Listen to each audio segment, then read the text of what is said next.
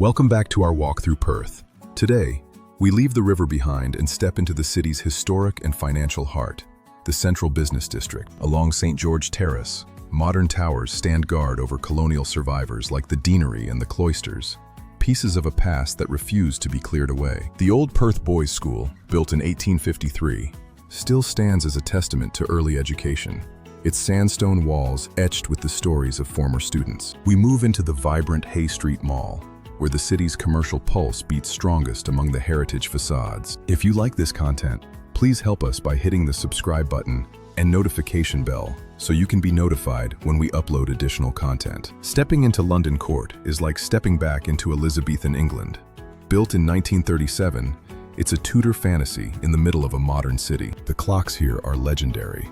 Watch the jousting knights perform their tournament at the Hay Street end, while St. George battles a dragon on the terrace side. Narrow lanes and overhanging balconies create an intimate atmosphere, filled with unique shops that have stood the test of time. Look closely at the walls, and you'll find hidden marks left by the original craftsman, like the name B. Burford, immortalized in the plaster since opening day. I'm Eric Carey, and we're on a mission to reach a huge milestone, 1,000 subscribers. Hitting 1,000 subscribers represents our continued commitment to improve the channel and provide the best for you. Help us reach our goal by hitting the subscribe button and notification bell. Your subscription also helps us know what type of content you want to see more of. It's a shared journey. The goal is in sight, and with your help, we can reach it together. Join our growing community today. I'm committed to bringing you more value and better quality as we grow this channel to new heights. Thank you for being part of this. Don't forget to subscribe and hit the bell for more updates.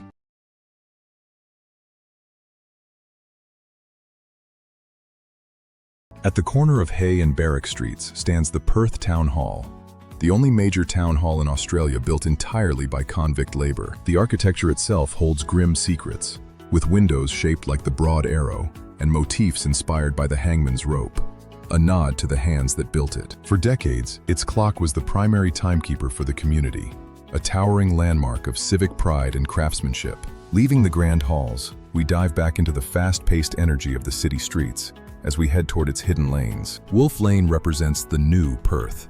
Once a neglected industrial service lane, it's now a thriving hub of art and small bar culture. The lane is an open-air gallery, dominated by the spectacular Wolf mural, a centerpiece that has become an icon of the city's street art scene. Here, the urban grit meets artistic flair, creating a unique space where you can grab a coffee or a craft cocktail in the shadow of giants. New works constantly emerge, like Liam D's incredible 3D gecko, proving that the city's creative spirit is always evolving. Nearby, Council House stands as a beacon of modernism. It's central to Perth's identity as the City of Light. In 1962, the whole city turned on its lights for astronaut John Glenn, earning its name as he looked down from the stars. Today, that legacy lives on in the vibrant light installations that bring these historic lanes to life, long after the sun goes down. Perth CBD is a place where history is woven into the modern fabric, and every lane tells a story of transformation. In our final part, we'll head to the coast to experience the sunset at Cottesloe and the seafaring history of Fremantle. If you like this content, please help us by hitting the subscribe button and notification bell so you can be notified when we upload additional content. See you in the finale.